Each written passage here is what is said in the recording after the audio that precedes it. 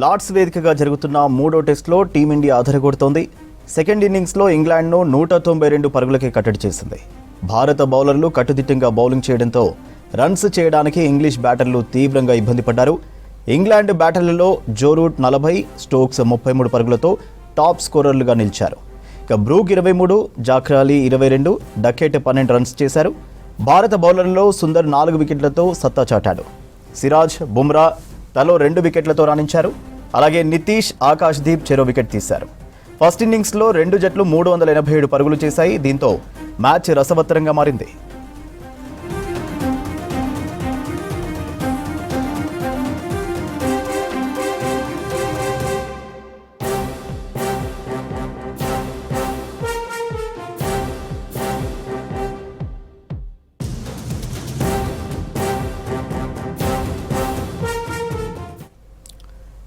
Lord's వేదికగా జరుగుతున్న మూడో టెస్టులో టీమిండియా అదరగొడుతోంది.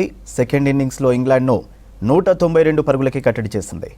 భారత బౌలర్లు కట్టుదిట్టంగా బౌలింగ్ చేయడంతో రన్స్ చేయడానికి ఇంగ్లీష్ బ్యాటర్లు తీవ్రంగా ఇబ్బంది పడ్డారు. ఇంగ్లాండ్ బ్యాటర్లలో జో రూట్ 40, స్టోక్స్ 33 పరుగులతో టాప్ స్కోరర్లుగా నిలిచారు. Brook 23, Zak Crawley 22, Duckett 12 runs చేశారు. భారత బౌలర్లలో సుందర్ 4 వికెట్లతో సత్తా చాటాడు. సిరాజ్, బుమ్రా తలో 2 వికెట్లతో రాణించారు.